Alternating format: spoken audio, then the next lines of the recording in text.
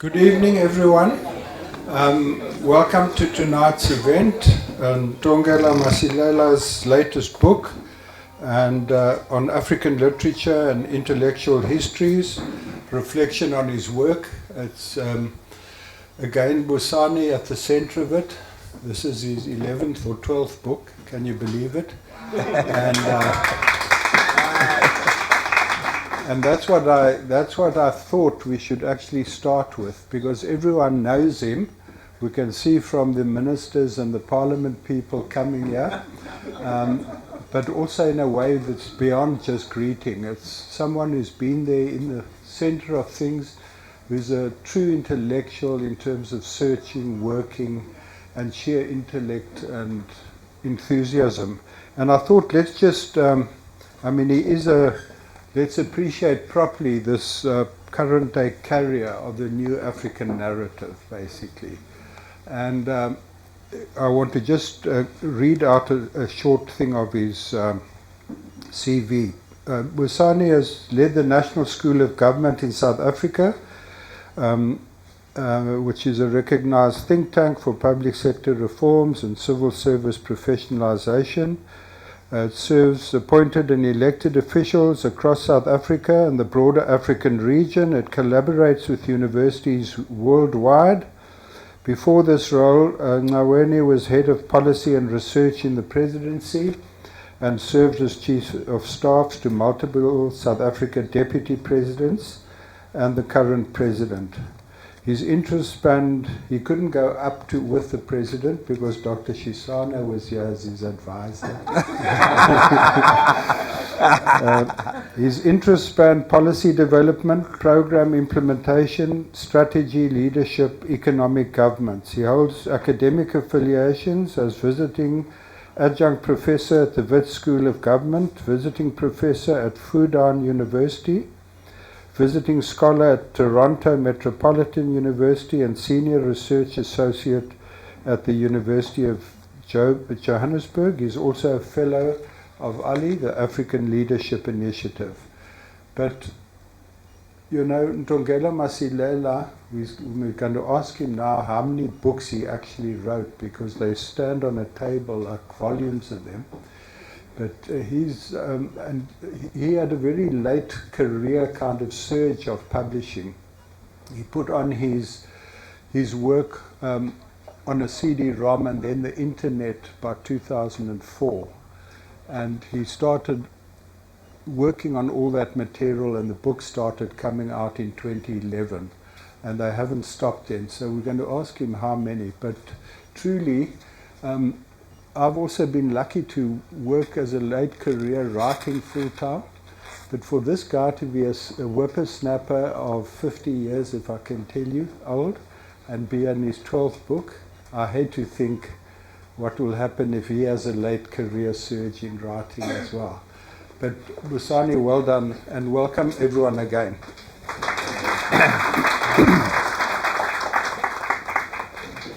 You've also, of course, written in the Sunday Times in the last 2 weeks about this shocking emergence of a global kind of drama that's happened since January, and I think that's a good place for us to start. I loved your piece analyzing already in 2 pieces I've seen what Trump's emergence means. But I think it's appropriate that we actually start with Palestine and the genocide. The New Africans related to the present, looking at the past. And that's what we need to do in Palestine as well.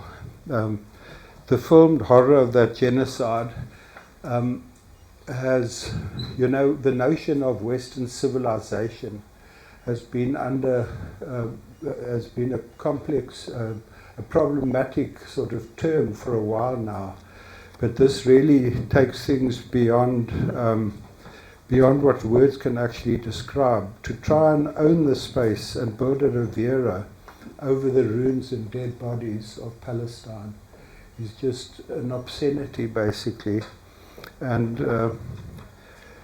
it really brings to the fore a very significant issue for us as South Africans, of course, The scholar Simon Hopgood wrote a book 10 years ago already about that time, about the end times of human rights, saying that the human rights had merely become crude extensions. Welcome. Busani was waiting for you guys, so we're glad to see you. So Hopgood said that basically it's the end times of, oops, my phone's ringing, sorry about that, 10 years ago, because that term has just become another word for an extension of American foreign policy. If you're on the side of America, you can do what you want, but human rights keeps being the word that justifies the Western notions of superiority, and the other always being the problem. And I think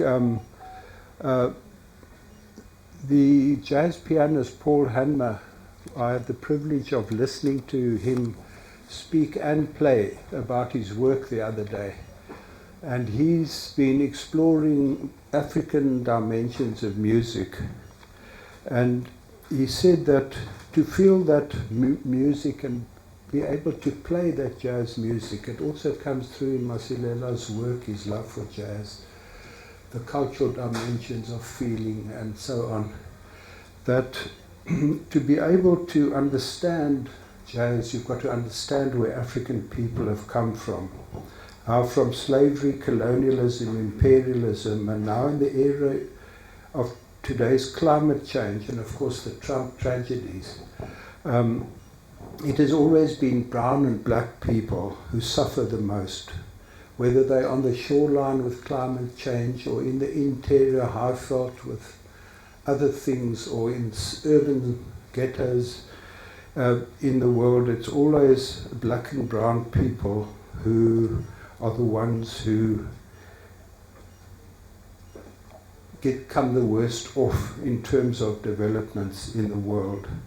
But he said, yet those who suffer most keep bouncing back resiliently with their music, with their ideas, and with their human-centered kind of beliefs. And I think that sums up for me what you are trying through your books, also now with Masilela, to try and bring across how we need to go backwards and explore these pasts. And it's really wonderful to see the extent of recovery that's been happening.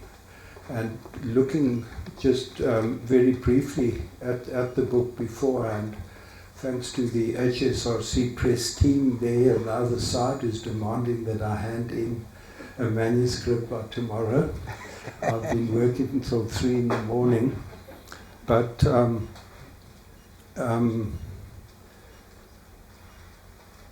it's also very, very important to look at this in the context of today, how important these ideas of the New African movement are. What was that legacy, and how do we take it forward today? So I think the SONA address last week was for me an important moment to see how South Africa would respond to the volcano of crass bigotry spewing out from Washington in the past fortnight. And what we saw there was someone at the head of the country, President Ramaphosa, drawing on these deep-rooted African intellectual ideas and experiences to create within the realities of modernity the challenges, new ideas, strategies and discourses of what it means to be human in the world. And let's remind ourselves what the President said. South Africans stand for peace and justice, for equality and solidarity. We stand for non-racialism and democracy, for tolerance and compassion. We stand for equal rights for women, for persons with disability, and for members of the LGBTQI plus community. We stand for our shared humanity, not for the survival of the fittest. That's the antithesis of the Trump doctrine.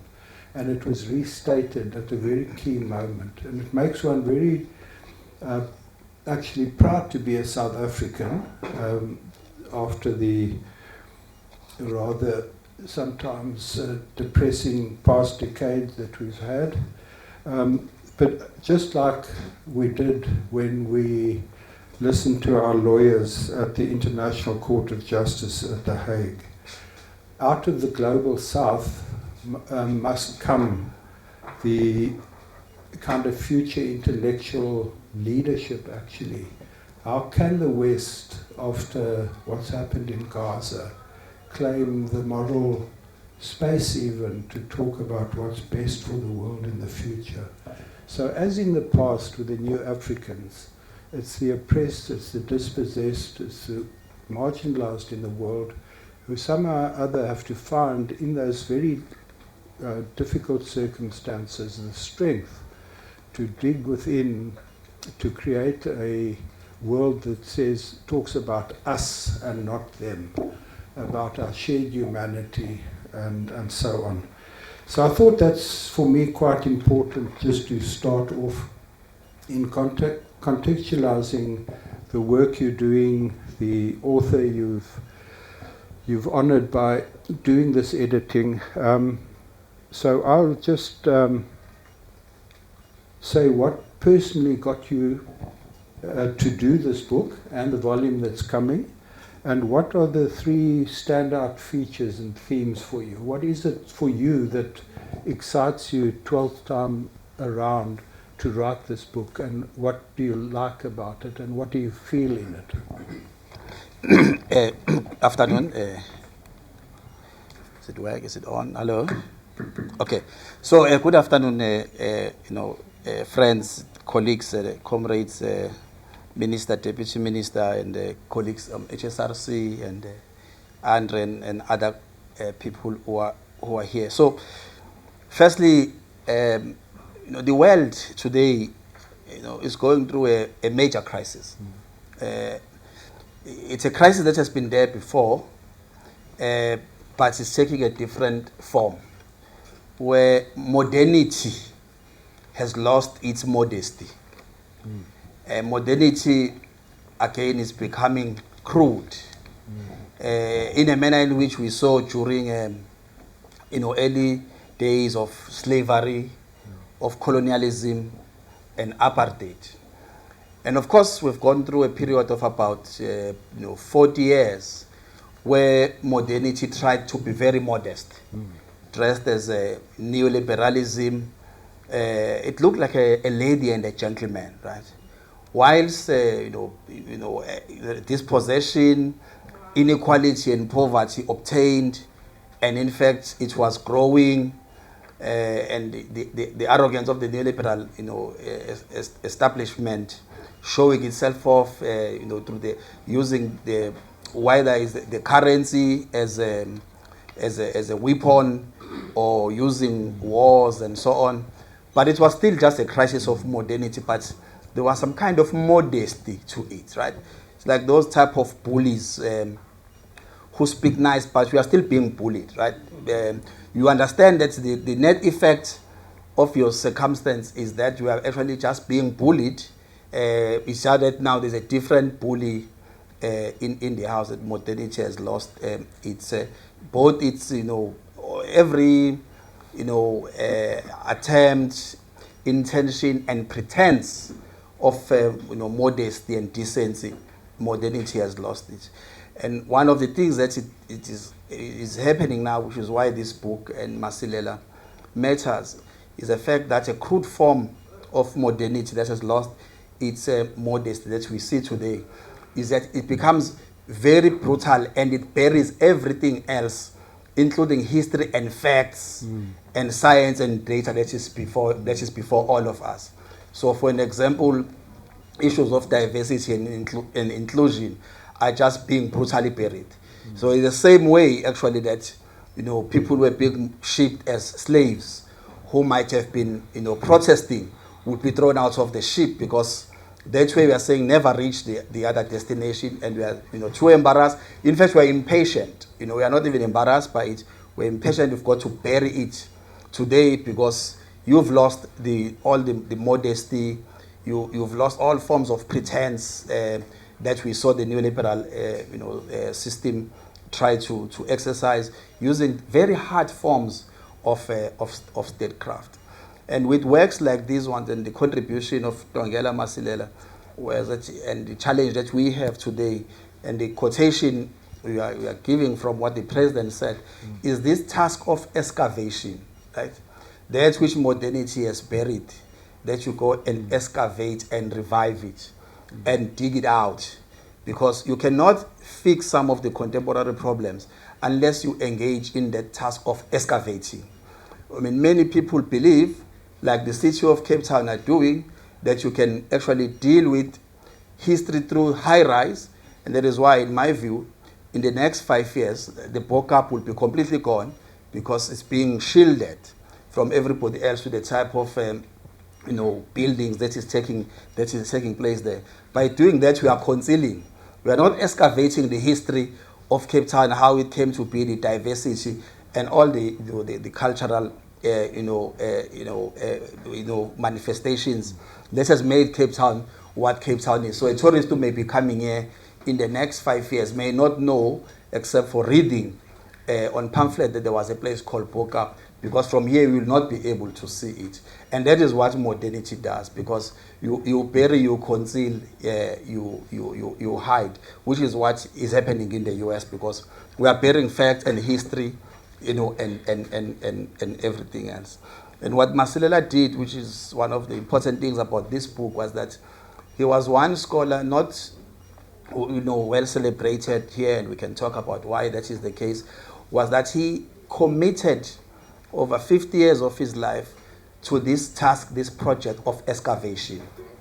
And he was able to excavate things that may not be immediately available or discernible to an ordinary student, or sometimes even scholars and professors and so on. And as you know, and in producing this book yourself, which everybody I think should read, the founders, there are some sources that you use where very few people are using those sources, and some of those sources that Masilela uses. Because you cannot understand how, for example, issues of black literature, black theater, and even black writers who found their first expression through newspapers written in African languages, unless you engage with some of the work of Masilela. And most importantly, this is one scholar who built a theory, sustained it, and built an archive around the theory called the New African Movement. Because he studied all these, what they call New Africans, who had gone to, mission schools and so on, and he studied them very closely, their work, and was able to define that, in fact, what characterizes them, these new Africans. It may seem like a cliche, but it's very important, especially because all of us here have got children in these, white schools and so on, is that these are people who went to these privilege at the time, mission schools and so on. Yet they use the very idea of going through the project of modernity, which is going through these schools, missionary schools. They use that to subvert modernity itself.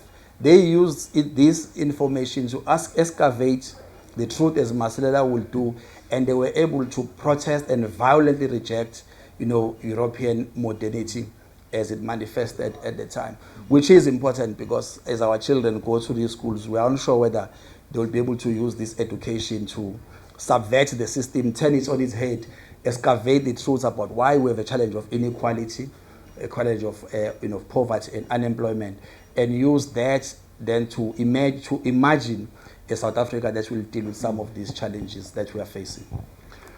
Thanks very much. It's also crucial, coming down from broader society and life, for the intellectual history of South Africa in future.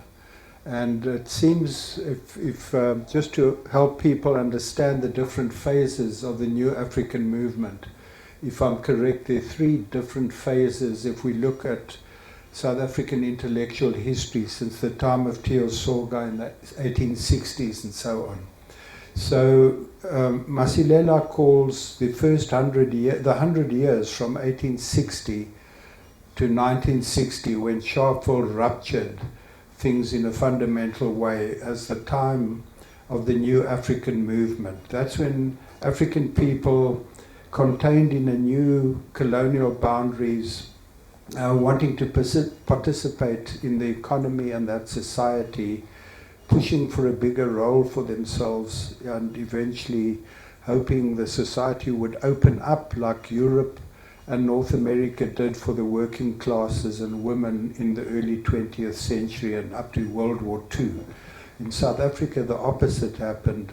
When union came, instead of the limited rights that people had got in the Cape Colony, for instance, up to 1912, gold and diamonds meant the imperative was for cheap labor at the highest cost, and therefore a kind of emerging black middle class was not what you wanted. They weren't supposed to play cricket and have tennis parties, as one magistrate said. They must know the dignity of labor, and they must do industrial education. So that was the struggle and the context in which people fought for space in the economy and in intellectual life. And Seme defined it, as you said, the concept and the idea of taking on the hegemonic idea of modernity that came with colonialism. And it happened in two ways right up until 1960. The ANC was formed in 1912, and I'm sort of paraphrasing his explanation for it. And because black people, from 1912 onwards, with the Land Act in 1913 and urban segregation in the 1920s, were basically made known that there was no chance that they were going to be incorporated into that future society. So the lid was welded onto the pot, and people were restrained by 300 laws that controlled their movement, labor, and living spaces from cradle to grave, basically. And the only place for black intellectuals to find a home was in the struggle. And the struggle was the place, the conflation between activism and political activity, and the articulation of cultural desires and art happened in the same place. In fact, there were no institutions that could accommodate independent African thinkers. There weren't media houses. Everything was controlled.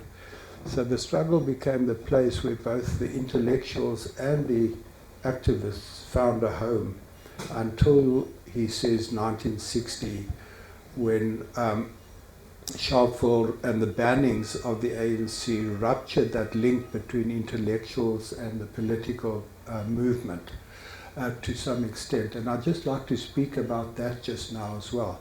Then, it says, comes the interregnum between 1960 and 1994, in which there's been a rupture. The movements are under pressure and have been pushed into exile or imprisonment. Repression is very high. And can I just ask someone to take this phone and switch it off for me? Sorry. And in that time, there's the rise of black consciousness and the kind of journals like Staffrider, which are the flagships of the new kind of thinking that happens inside South Africa.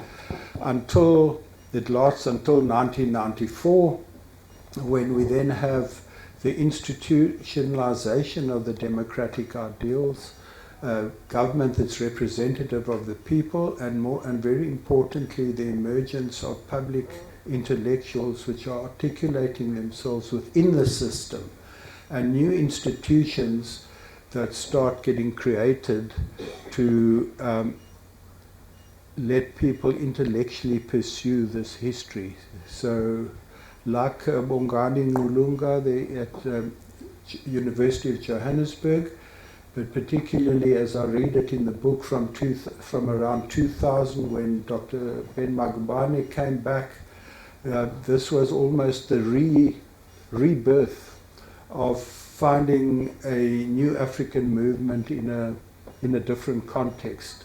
One in which now, in particular, if you look at the books coming out, there's a kind of flowering of thinking around writers, artists, culture, and all sorts of biographies, including, very importantly, I know Ruby will be in the front lines there, women.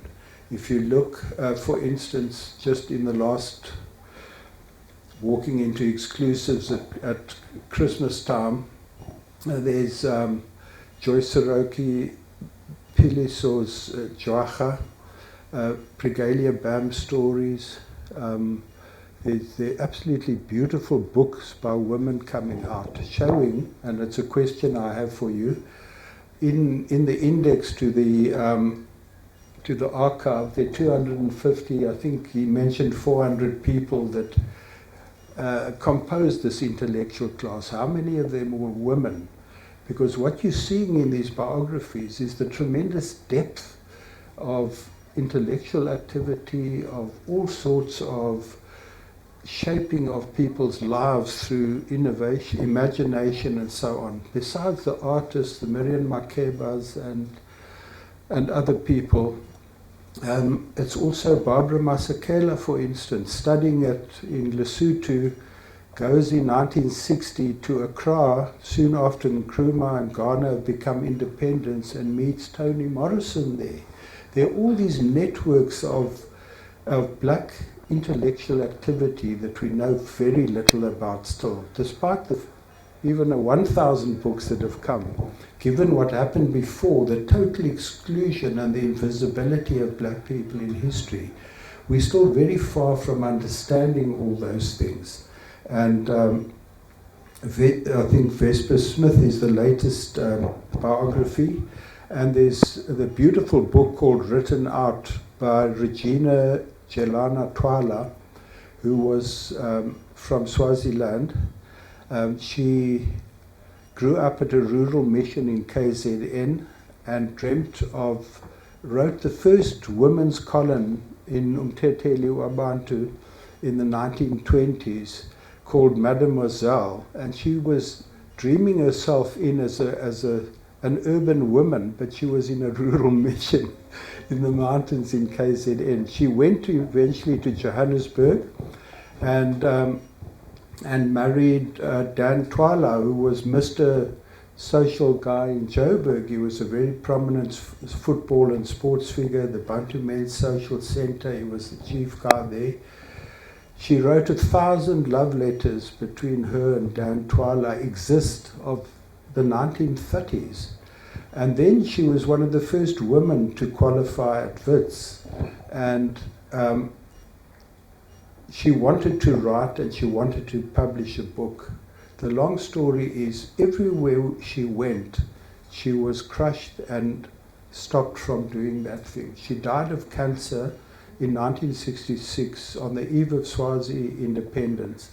And she said, please, I want that book to be written, that my stories on Swaziland is my part to the formation of the Swazi nation. And it never happened because she had fallen out with Sobhuza and so on. In the same way, she'd fallen out with the very masculine culture of the writers in KwaZulu-Natal at that stage, and also the white academics who came, used her to do ethnography and studies. She wrote long pieces, which ended up in 2 overseas academics' collections. One of them is a very famous anthropologist, and he used her work as is, without acknowledging her in the book even. It's been discovered only now.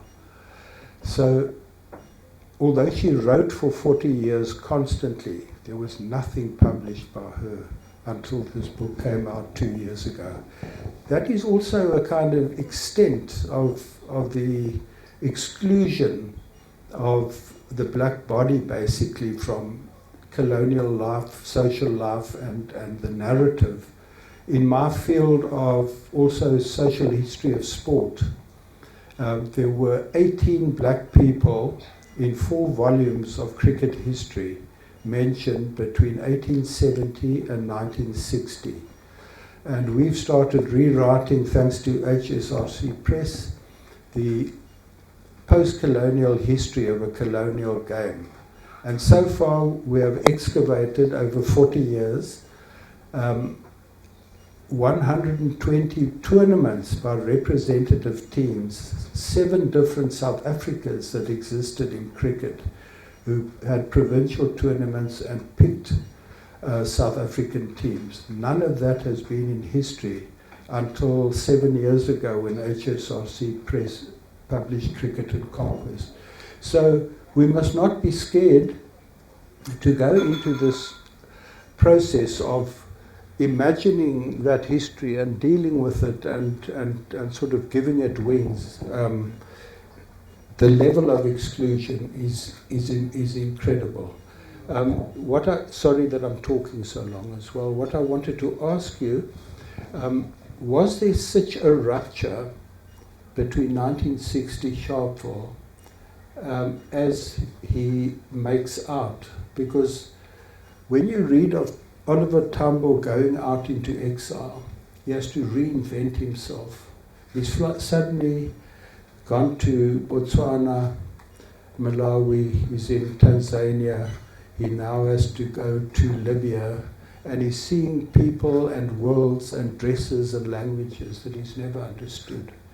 And if there were 400 intellectuals in the New African movement, suddenly there are several thousand Africans, South Africans, all over the world going into different places.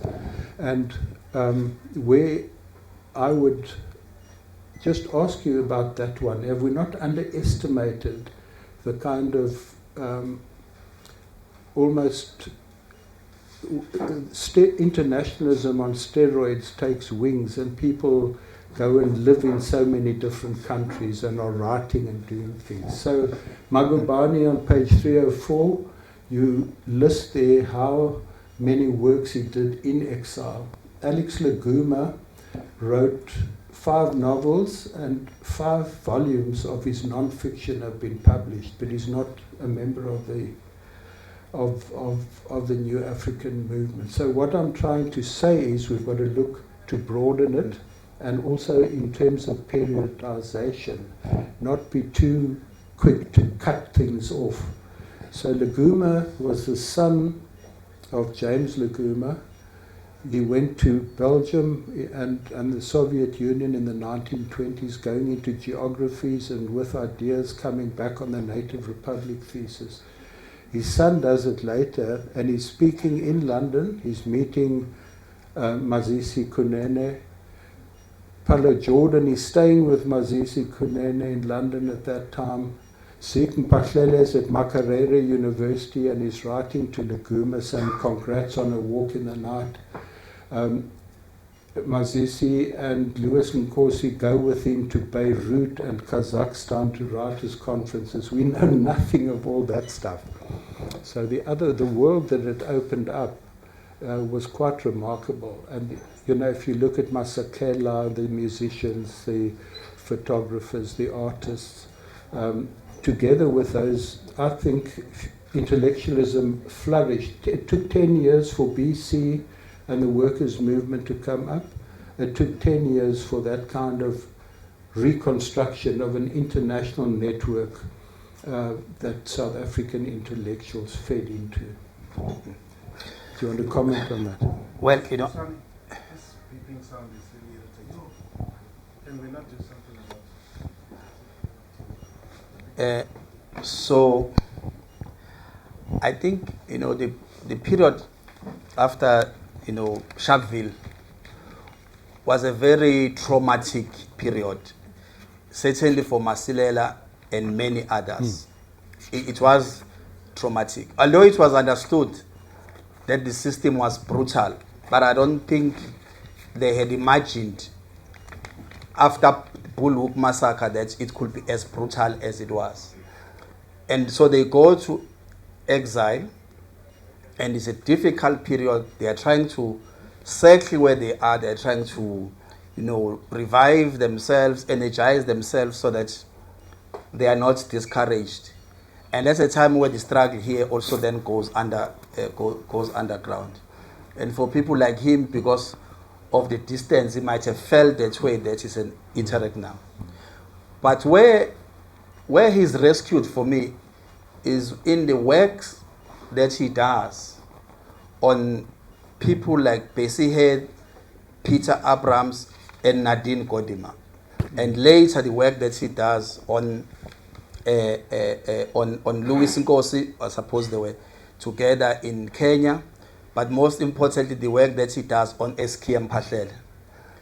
I think that redeems him, because he acknowledges that that is the work that is happening during this interregnum period.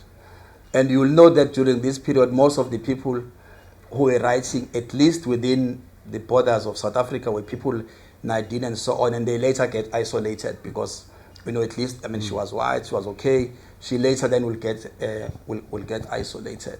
So I think it was a very traumatic period. That's how I will explain why he will have felt that way. Although, as you'll see in this book and in the sequel to it, I think he redeems himself by going back to spend time talking about the work and the scholarship of those people. And in fact, even though they were not as old, he even refers to some of them as his intellectual ancestors. The other side of it could have been like Mphahlele, who returned home, right? Because exile was different, and so some of those who had sustained the craft of writing, they were now writing from outside, like Peter Abrams. He wasn't here. He was now writing from elsewhere. But what is exciting to me, I must say, now, is that there is an emergence of young writers, and in fact, not even obvious writers, who are doing this project of excavating.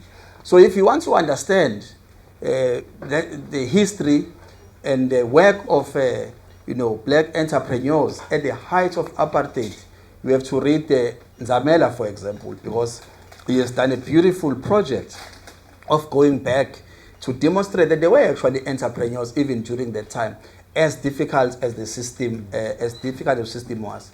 The work that people like Atambile are doing at UCT is also important, because they are doing this project of excavating, going back, because some of the people, the women in particular, writers that we are talking about, they were not here. Some of them, they were elsewhere, writing elsewhere. And most importantly, we're now even seeing the emergence of young black documentary makers who are fascinated by certain critical moments in history, and they are going back to excavate those historical figures. And it's nice because it's not just limited to politics. They are looking beyond just the politics. Hence, I say Nzamela is on entrepreneurs and so on.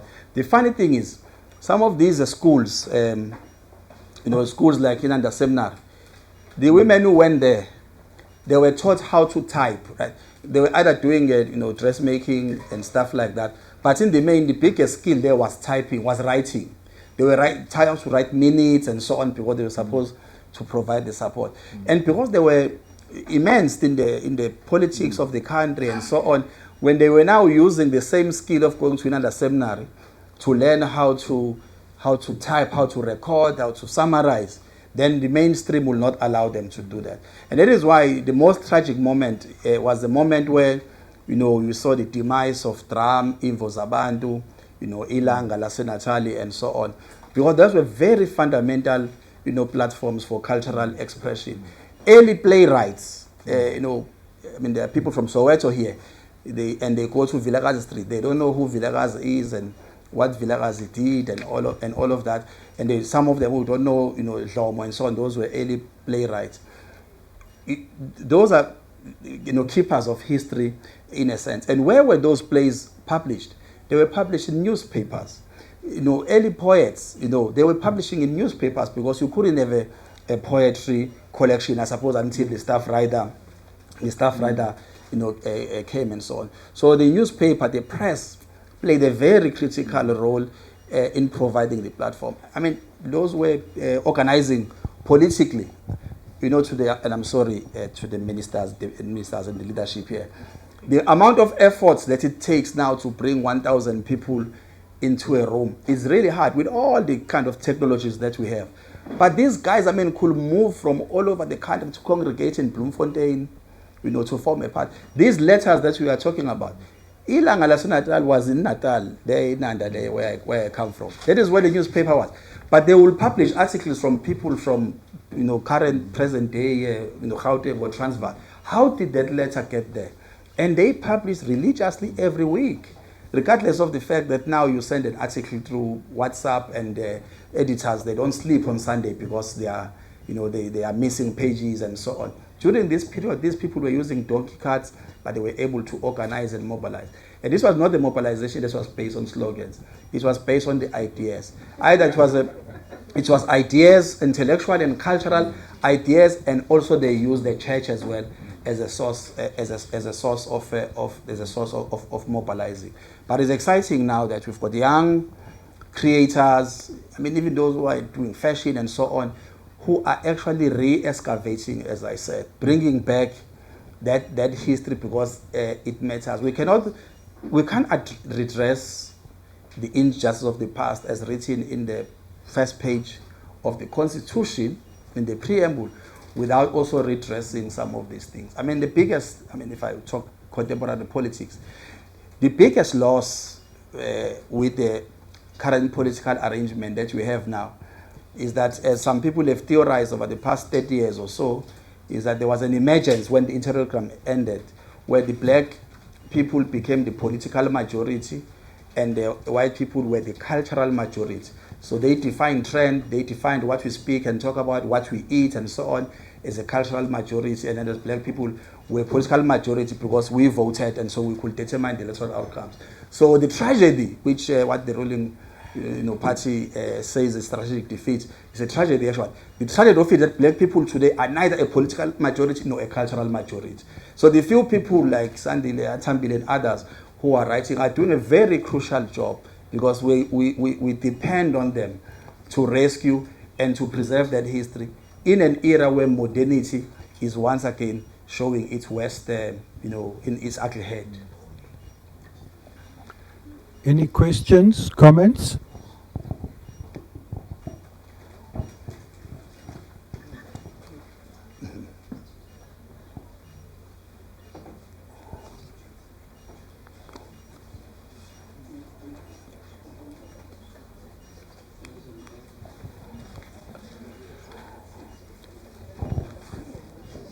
Someone want to ask anything? Let's just keep going. I think we need to... I didn't mean to traumatize you with my comments. We're at least in an intellectual space and discussing culture and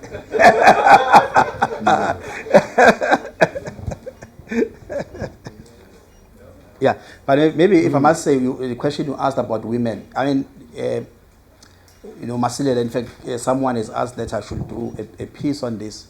The thing about writers like him with a large archive or body of work, because Masilela is unique.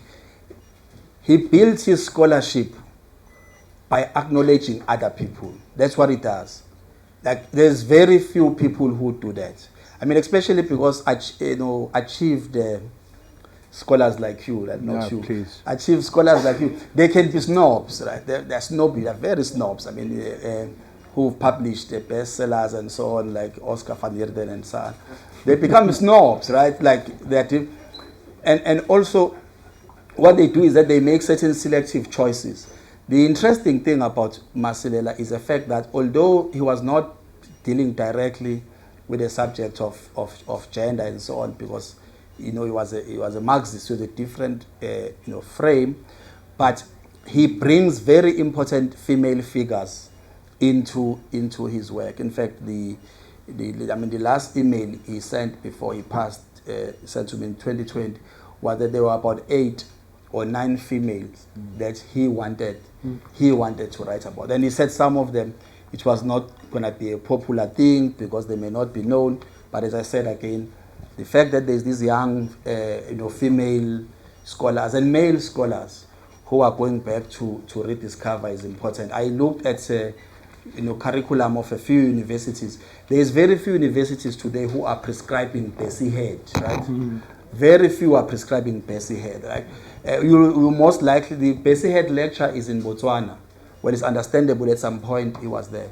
But there is young people who are interested. So if you go to literature, these literature festivals and poetry festival, you see young, very diverse group of women who are going back into this type of subject, which is encouraging because the excavation means you can keep the history alive as much as he did himself in some of this work. I mean, the history to it is that he had worked on about 5 manuscripts. He sent about 3 and said, look, I'm not okay, because he was ailing, and that if anything, happened, please complete the project.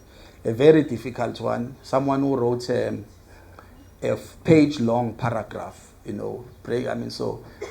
there's a guy, HSRC, this was a masterclass in publishing for me because this was hectic stuff. When Mthunzi saw it for the first time, I was like, what's going on here? Because he will write 2 pages, 1 paragraph, and trying to make sense of it and so on was a very difficult, and that is his training.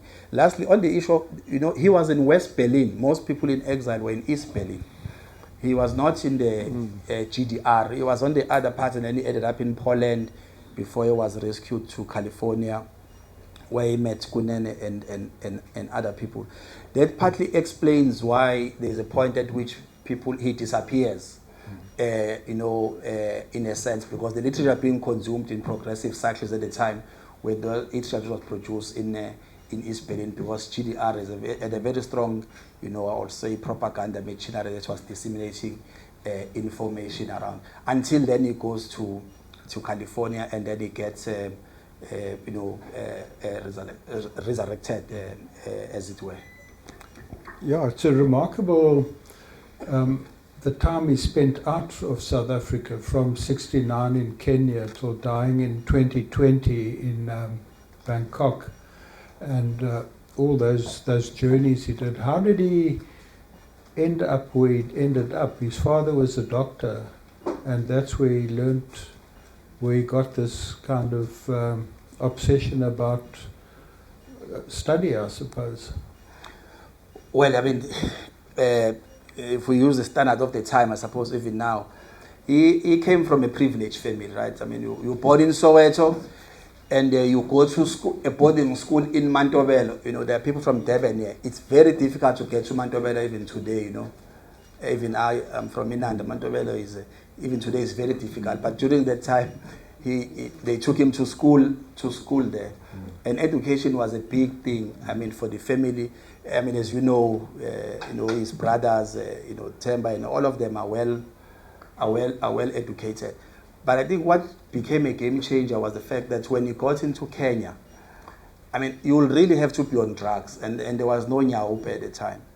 You will have to be on drugs to live in a community in exile where there is a Ngugi, because they were moving between Kenya and Uganda, where you have a Ngugi here, where there was Louis Nkosi, and later there is Mphahlele, there is Ali Mazrai, and all of those type of eminent Ngugi and so on. You have to be on Nyaupe to spend your formative years with those people and not be influenced to write.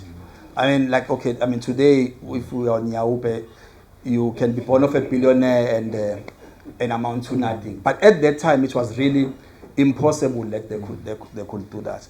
In fact, the interesting book, among some of the young writers who are very enterprising, is Sesonke Msimang, and she deals nicely with the subject of nostalgia.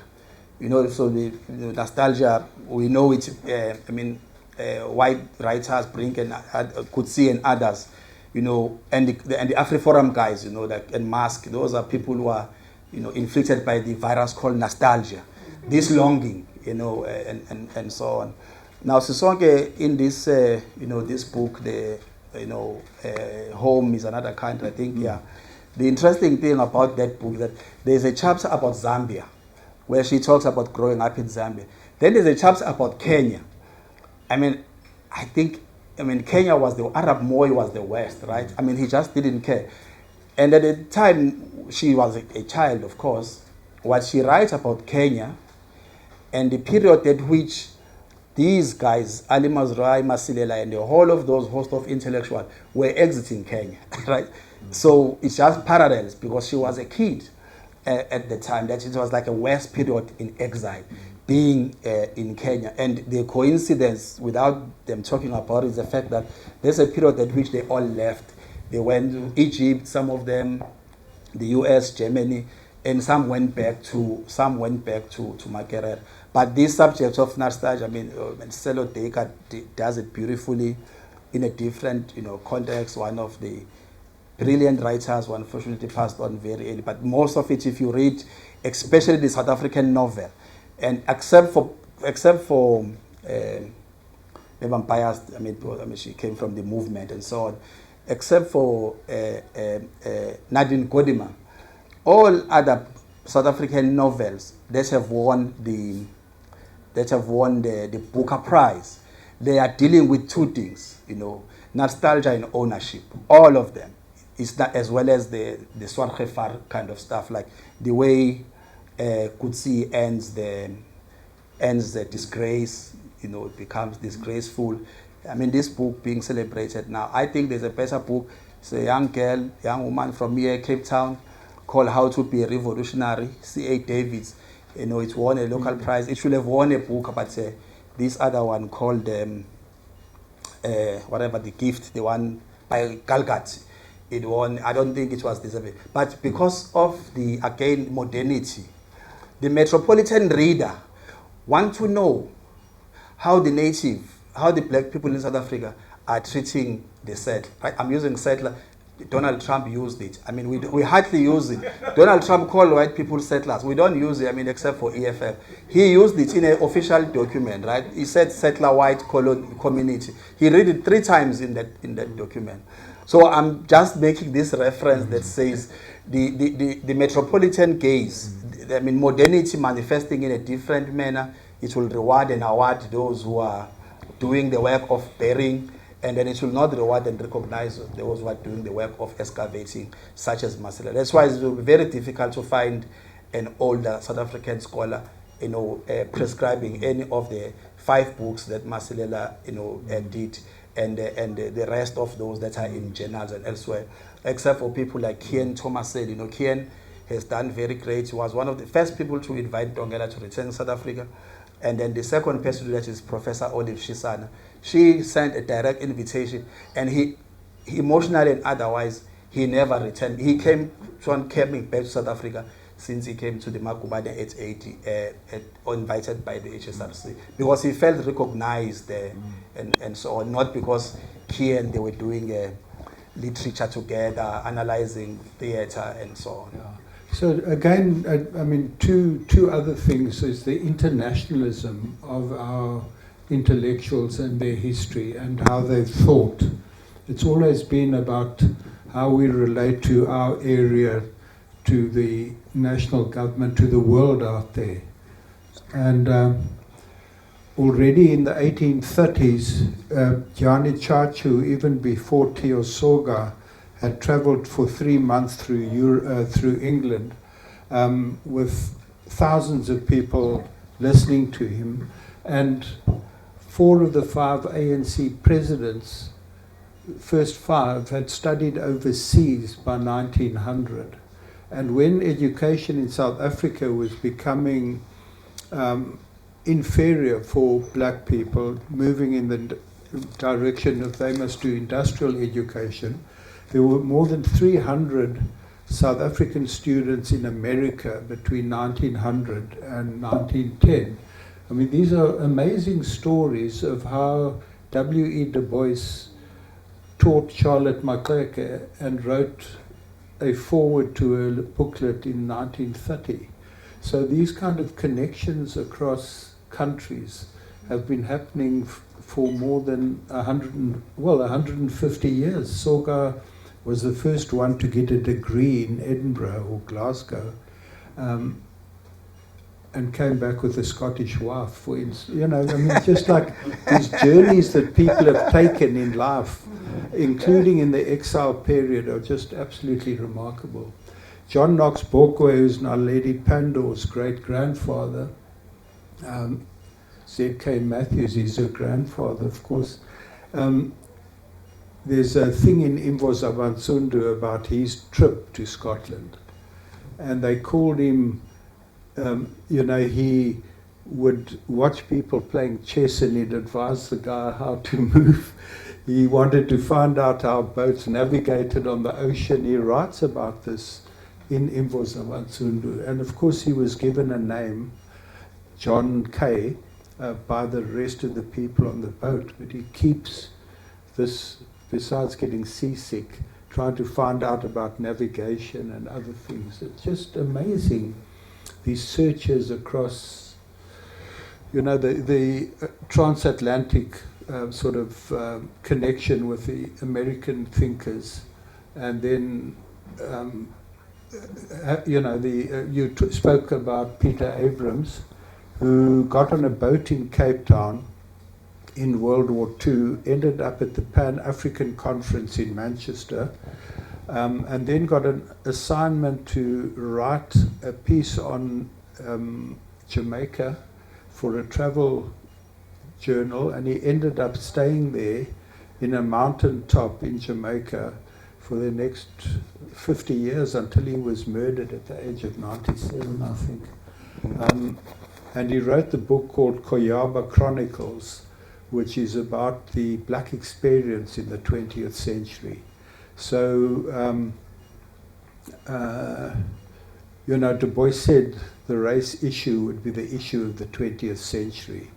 And for the new Africans, there was this kind of engagement with modernity influenced by nationalism, or how nationalism influenced them from the 1900s. And then it was an open it was an inclusive nationalism, as we saw in 1994, that came from very far back. But also then from the 1920s, the engagement of African intellectuals with new currents, Marxism, for instance. So the two great themes of the 20th century thinking and change in South Africa has been the relationship between nationalism and class struggle, basically, and it's still, the debate still continues in different forms today. Obviously very complicated by technological developments, AI that can tell you what the story is, and climate change and all these very complex things. So there's a real challenge for young people today to look at phase 4 of this development of African intellectual thought. How do you deal in a world that's so dysfunctional, so chaotic, so impossible to create an order that everyone can belong in, because it's constant migrations of people under pressure of floods, poverty and other things, which lead to more and more sort of conflict. The break-up, you know, the world as we know it today sort of fragmenting into all sorts of directions under very complex circumstances. So we hope that there will be young scholars learning from you and also following your footsteps, and we know that there are many who are producing fantastic work.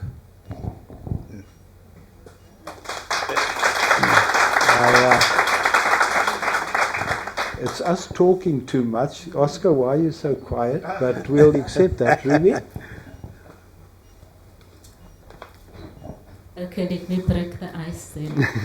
Ruby Marx. I was intrigued with the way in which you seem to draw a line between the crudeness of modernity and the potential that I think that you are pointing towards of the Model C schools, as an example. It seems to say that this crudeness also gives us new sites of struggle, new spaces from which to mobilize and to organize, but also gives us a transformative potential so that we can change the almost intellectual paralysis that we've experienced and that we've seen since Trump, has been going on his silly rampage. So I'm curious about that, because that paralysis has to end now, and we have to say, so how do we respond to that crudeness of modernity? And I wondered whether you could give us some pointers that says, let's not agonize, let's mobilize, in this new space. Thanks. Well, the difficulty we are facing is that, so these guys, so Andre writes about them in this book, I responded to someone recently wrote an article calling them amazemtiti and using all manner of profanities. I responded, to him because he was just dismissing them, that these are people, who love the Scottish women and all the whiskey, the jackets and cigarettes and everything else that, white people, gave them. Now, it is true that they will have gone through that experience, right? And even after going through that, I would say that period, at least modernity, of sorts, and the fact that they were able to resist, acculturation, some of them, and they remain true activists. They led a movement, right? They led a ANC for like about 8 years, those people, and many other organizations within the church. There was one, for lack of a better word, I will call it a relative advantage which they have. There was a kind of a cultural base. So they could go to those schools, the Model C schools of the time, mission schools. They could go to Lovedale, seminary and all of those type of schools. But they went back home. There was a cultural base, and also there were conditions at home, like the whole theory of Steve Biko and so on. The existential threat we're facing today is the fact that, especially the black elite, because part of the crisis we are facing in South Africa in particular is a crisis of the black elite, right? Still, trying to assert itself and so on, but never really forming and becoming a cultural base. Politically, it's disengaged. Culturally, it's not. So the threat is that these children that go to those schools, when they come back, they don't have the same base. Also, their conditions look relatively okay.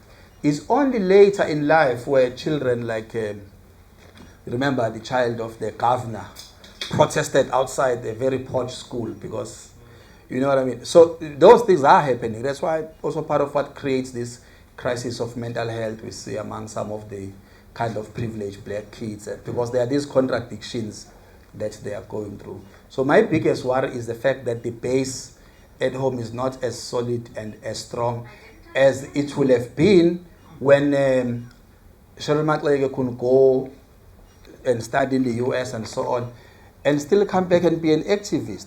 She could have had a different life, Dube could have done the same, and several others. And that is what Dlomo, actually, those are the subjects that Dlomo deals with.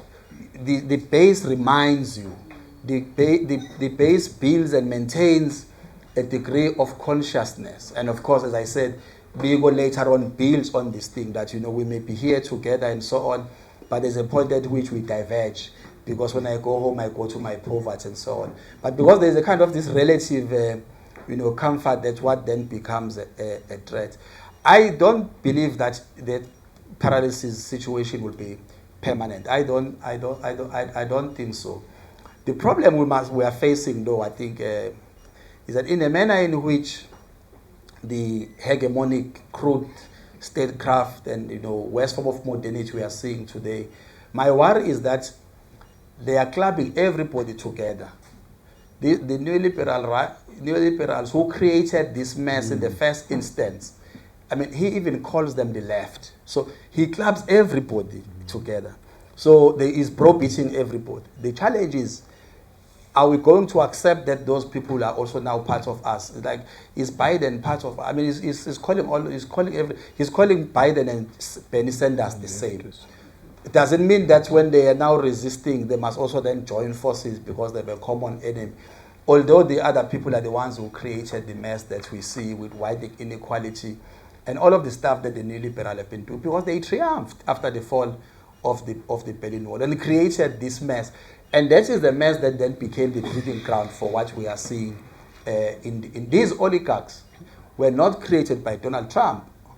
They were created by these fellows that Donald Trump is busy challenging, and he's now subverting it by using those people. So that is the kind of risk I see, or type of scenarios that we need to be engaging with, including lastly, with all the intellectual. I mean, these guys, they came up with the cover of this book. There were like 10 options. I chose this one. It's very symbolic, even if it was not an intention, including the colors. This is 70 years of Bandung, where the red star met, the black star and the yellow star met. So those colors look Ghanaian and so on. And also all the stuff about our transatlantic relations.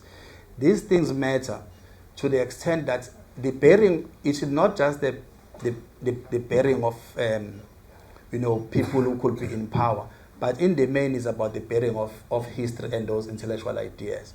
Because if you revive it, then people will know, and that is not in the best interest of the of the empire, as it were. But in the final analysis, it's still the empire.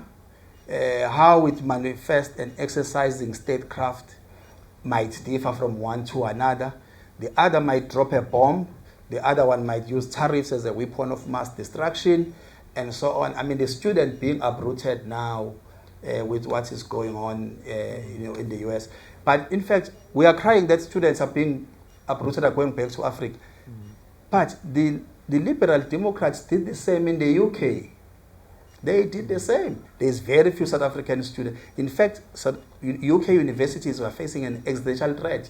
They were running broke because they were getting rid of all the foreign students who were studying there. So I'm saying that there are patterns in this thing. The storyline is the same, and our challenge, therefore, is how do we do some kind of intellectual revival, cultural revival, because from that we'll be able to identify very strong and effective ways of responding and struggling. Without any cultural foundations, no struggle will succeed.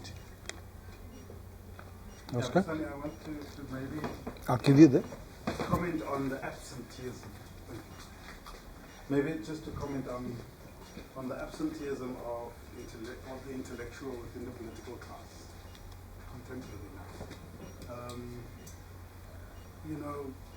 Whether it was the GNU and the turmoil. Try and use this. Put it closer to you. Put it closer. Yeah, whether it is the turmoil that was introduced with the GNU and coalition politics, or this current phenomenon that is supposedly caught as offside, which is this Afrikaners and their struggle to be listened to be heard and so on. There's no intellectual direction that we are getting from the political class. Gone are the days of the Communist Party interjecting with a well-thought-out theoretical framework to answer a particular political conundrum that we are experiencing. So it's all good and well to talk about excavation, and we do need to do that, of course, and that project must continue. But we are going to remain in the political wilderness if we are not going to have intellectualism and intellectual thought within the current contemporary political body. And I just want your comment on that. Thanks. Well, one of the great victories of the neoliberal project, and amongst others that people least talk about, the triumph of the neoliberal project was its ability to de-skill the political class. We have a political class that has no skill, not in South Africa, but worldwide. I mean, that's why you have what you have at the White House today. The neoliberal project de-skilled the political class by removing the intellectual impulse and interest. And then the political class, because the rest of it had to be done by consultant, like what Mariana Mazzucato called it, the big con. So because the consultant, McKinsey and all of them are doing everything else, what did politicians have to do? All they have to do is to appear and cut a ribbon, right? So, yeah, so that's what happened. So since the collapse of the Soviet Union, neoliberal project was very clear. If you de-skill the political class, people who fail to manage the very basic of conflicts in society and come up with some robust ideas. This was part of the bigger neoliberal project because we were outsourcing everything. And you see it now, with this crisis of US aid and so on. That in fact in some of these countries that were liberated before us, relatively stable and so on, their health systems will totally collapse if US aid were to withdraw. That was part of this project of de-skilling because it's about imagination, it's about the ability to engage on cultural stuff. In South Africa, like this is the case in the region, we don't have an idea of how to deal with the issues of drugs, for example, right? We don't. In Mozambique, they don't really have a good idea of how to deal with the issues of unemployment there. Post the crisis in Zimbabwe, do you think they have an idea of how to deal with the post-crisis type of Zimbabwe? And then, of course, there was in those countries, maybe there are wrong examples, there was a time where there was a disconnect between the intellectual class and the politicians themselves. So we may have to rethink how we remember these relations between those who are in the thinking industry and those who hold the political office, and find some kind of a common ground there in between. I'm generalizing by characterizing it as the de-skilling of the political class. And also antagonism remaining between the political class and the intellectual. Well, I suppose, yeah. Each of them have to build a particular case. In South Africa, it's less so. The Clever Blacks thing was a 3-month thing; it ended. But in other countries, it remains a kind of an existential thing. One of the things I do, I listen to this thing called lectures in South Africa. People who do lectures, like political lectures. They do a lecture, they do 3 lectures, they don't reference anything. It's called a lecture, but they reference nothing. Then you realize that why will you be called to come and give a lecture on a particular important day? You have 3 months, and you fail just to prepare yourself and so on. That's part of the crisis that we have. Of course, there will be those who may have someone to help them write a speech, and they only meet the speech for the first time when they are in the podium. That is part of this thing of de-skilling of the political class.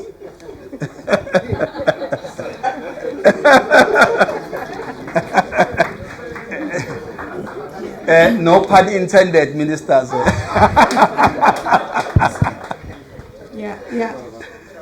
I just think that things have changed dramatically since 1994.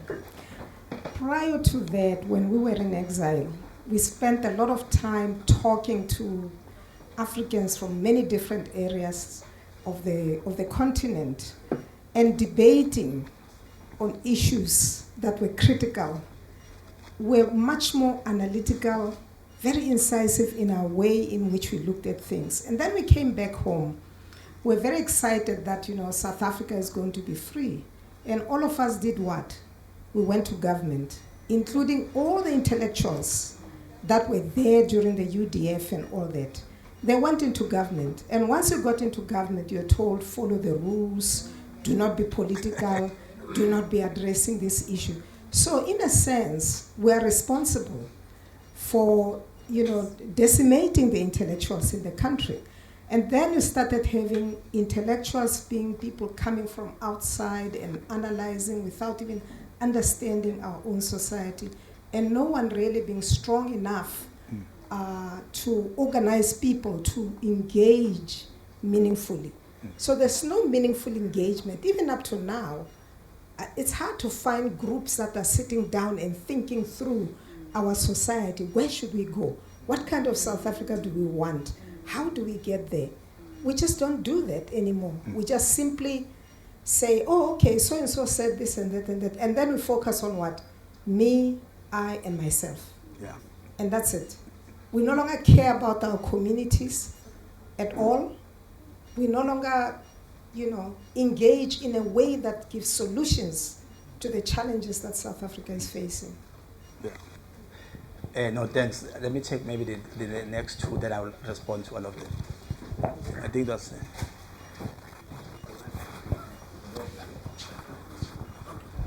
Thank you very much. Thank you. Congratulations, Busani, for this amazing work you've done.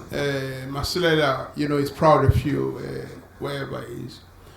Masilela demonstrates quite clearly that some of our greatest minds were also knowledge producers, even in exile, and they participated with others to continue to inspire a varied range of intellectual, political, cultural movements.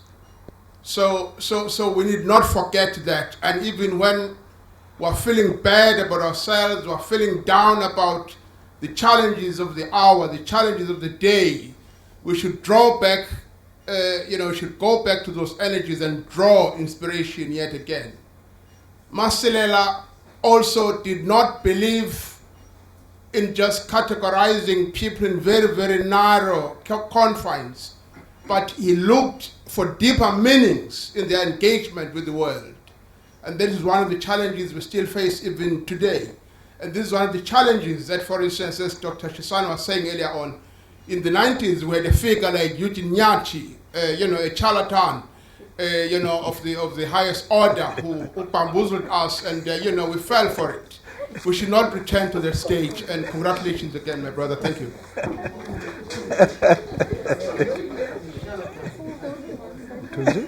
I'll get it now. Thank you very much. Congratulations, Principal, on another book. But I would like to find out, artists, and writing is an art, by the way. They normally focus on one subject. But for yourself, one day you're writing about Ntombenhle, the next day you're writing an academic book, and then you're writing an article for Sunday Times. Oh, yes, and that too. But where do you draw your inspiration from? And secondly, we have young people in the room today. From the office that you occupy, what are you doing to ensure that tomorrow we have continuity in terms of authors that are upcoming? Thank you. There's one here in the front. Yeah, yeah. Thank you. I just like you to make a comment on I think historically we have had institutions, great institutions, let's say like Fort Hare, producing among African intellectuals who were also active liberation fighters across the southern region, even beyond. Are we able currently to breed intellectual capacity across the continent that pays solidarity in terms of the development agenda of the continent? My greatest challenge is like we are more critical on the development path of various countries. There's competition. There's Africa Free Continental Trade, for instance, but also the investment, both intellectually and in terms of resources, on areas of commonality that we have to build our economies, because we are faced with the same problems. And the current socio-economic environment in the continent is very depressing. So it leads to populism and many other things. And we don't need intellectuals that easily drift in terms of focusing on the facts, looking in terms of the future success of the country. I mean, we all know, if we are to disengage in the current economic structure, IMF, World Bank says that we're not interested in investment on new industries. We're looking in terms of your efficiencies, and in fact, you'll be penalized by trying something new. So are we not trapped in intellectual capacity, really, breeding intellectual capacity to negotiate ourselves out of the situation that we are in? Well, yeah, so maybe I'll answer this one and the last one by giving you an example of the type of a multi-crisis that we face. So there's a man in Zimbabwe, Strive Masiyiwa, right? and there's a man in South Africa called Patrice Motsepe. How often do you see them together? I mean, they command capital, and it's only just 5-6 hours away. How often do you see them together? So part of the crisis that we face, well, of course, intellectual, but it's the elites in general. Because if they were building these bonds, it means they will also even be influencing, the policy and investments, dealing with some issues that are of common interest between the two countries, because they are very powerful and influential people in the countries. I'm sure they have caveat together and so on. But as a project, so in many other countries, especially Asia and Latin America, you will see presidents meet, they will engage, intellectuals, they will meet and engage and so on. But also you will see the business, the class, the elite, because they have common interests. They know, like Dangote knows now, that he will not be able to sell the fertilizer anywhere else other than the market in the region. So he's spending a lot more time. So if you look at the GDP numbers of Nigeria since they started operationalizing that refinery, you will see now that they are now exporting refined product, and some of it is in the market there. And for him to do that, he knows, and he said it, that he does not need to know only the politicians. He also needs to have bonds with the entrepreneurs in the countries around who are buying that fertilizer. So this idea of building bonds is important, and it's beyond just government. Because the thing is, when governments meet, they are always rushed, because everything's on protocol, like Kusela says, president, the plane is leaving, so they must leave and so on. We need to create these type of bonds across, in the university and so on. In the university space, there were intellectuals, from the continent there. As you know, the apartheid system brought, qualified doctors and professors from the African continent. Most of them come from Malawi, they were like Malawian scholars. They were like 3rd grade, 4th grade. They just wanted to show that they were also black scholars and so on. And they really contributed nothing intellectually. Many of the countries like Malawi, Banda just gave us those 3rd grade type of scholars here and so on. Now, and the way it is happening now is very transactional. So we may have scholars from other countries here in South Africa, but it's a very transactional thing. It's, they come because they're more qualified at times, but not because then they go back to build those type of bonds in a reciprocal. So there is a major disconnect. The risk is in future that these countries are going to be led by people who've never met. Nujoma is gone now. May his soul rest in peace. But in the next 15 years, this region is going to be led by people who've never met. So there will be more antagonism, there will be more risk at the slightest of provocation. Because if you see now, even with, in Zambia, there's a different political party that is in charge and so on. But there is memory, there is history. If you read the tributes of the current president of Zambia, on Sam Nujoma, because he spent time there with OR and so on, there is that type of memory, he could produce it. But if it had occurred in the next 15 years, they will be like, who the hell is this? They may as well not even do that. So there's parts of the risk, which is why we need to build the bonds. And Dr. Izzy, I took a decision. I make these epistemic turns from time to time, because I suppose they keep one alive. I took it that most of the books I've been doing, this year is the last, is edited volumes. And if you look at them, there is for every edited book that I do, 40% of them is new and young writers, people who've never written before. And there's many books that have been born out of them. In fact, there's 3 of the books where people wrote chapters in the book I was editing. They ended up winning the Book of the Year award. Like there's an Edith and then was it HSRC, the book by Edith and Grace on the black academics and so on. Yeah, it was born in my book, And then Zosa Grebi at UJ, and there are 3 people who ended up winning national awards just by starting. So that is a decision that I took, that I'll do that, albeit it ends this year.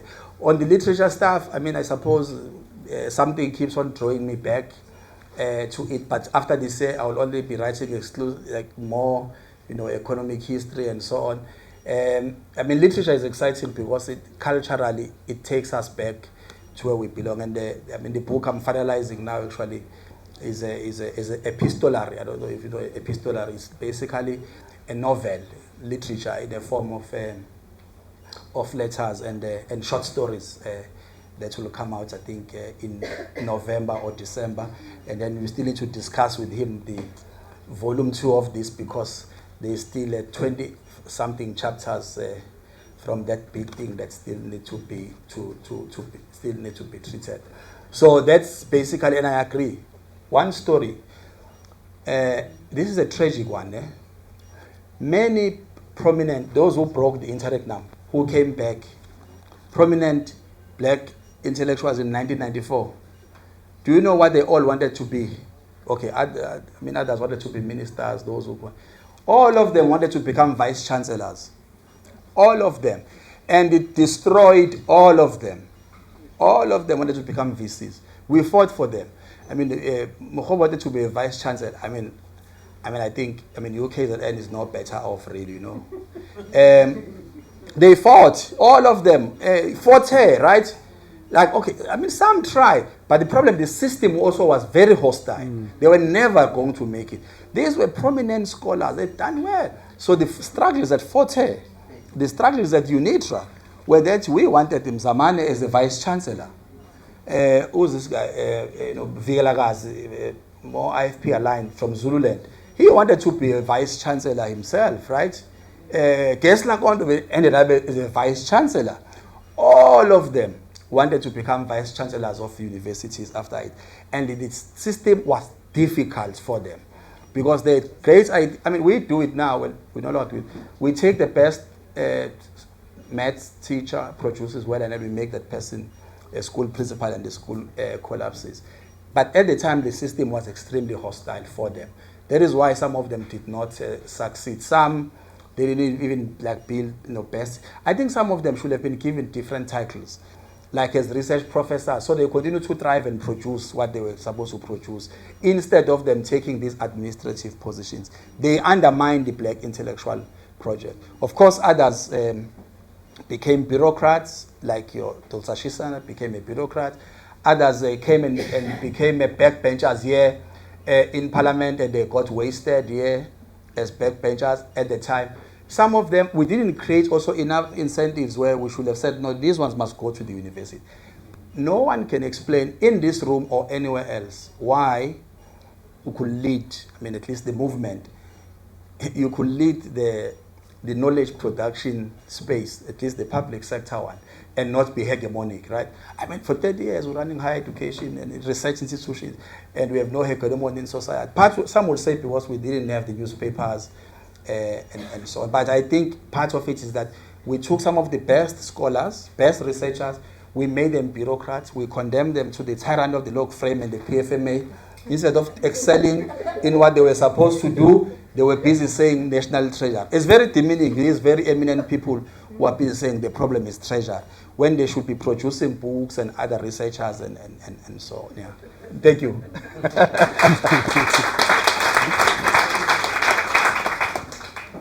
Musani ungatinwa nangomso. Okay. I just want to say I was trying to get people to keep talking. Now I have to stop it now because we're at a book launch. It's very important that we also buy some books, please. Mtunzi and the HSRC team there, Anthea and Colin and Sam and Shunice, didn't just make this to look nice here in the front. We must try and sell some of them for them. Thanks for the publishers. Thanks very much to Exclusives. And in this book, there's fascinating stuff. And I'm going to end just by talking about one of the people, the New Africans, and that's A.C. Jordan. Paulo Jordan's father. If you look at Paulo's lineage, intellectual lineage, he goes back to the 1800s. In the court, his grandfather, George Govan Tantala, this is from his mother's side, son of a courtier to Makoma and counselor to Sakhili, studied at Zonnebloem College for the children of African notables in the 1890s. His mother, Phyllis Ntantala, was a political activist, author and feminist long before it became fashionable. And A.C. Jordan was also an activist alongside his wife in the non-European unity movement, and was the first black African lecturer to be appointed at UCT in 1956, I think. And he wrote what has been described as the first great novel in isiXhosa, the well-known Ingqumbo Yeminyanya, and which deals with the tensions between modernity and tradition. But just listen to this story in a lovely, telling way about the influence of writers and intellectuals in our past. A.P. Mda, one of the founders of the ANC Youth League in 1943, named his son Zane Mvula after Jordan's main character in the novel. The first book Zane Mvula read, age 8, was Ingqumbo Yeminyanya. Today he's a famous author in his own right, more commonly known as Zakes Mda. Interesting story, eh? How people interacted and influenced each other. But Phyllis Ntantala, again, to talk about the rootedness of those intellectuals, said that AC was frugal, a peasant in outlook who treated African culture in a dignified and wholesome way, showing its qualities and beauty. Someone who was rural at heart, though you would not guess this when he was moving in high social circles, talking classical literature, history and music, and starring at cricket. He was the secretary of the Fort Hare Cricket Club, at the same time that Govan Mbeki was the secretary of the Rugby Club. These kind of intellectual and political networks, Busani, their character and connections, are all around us, yet we still know so little about them. And it's now long overdue that they become part of South Africa's intellectual history proper. And there are lots of young people here who I'm sure are going to learn something from these books. Thanks very much, everyone, and congrats again. No, thank you, Andre. You were deliberately chosen.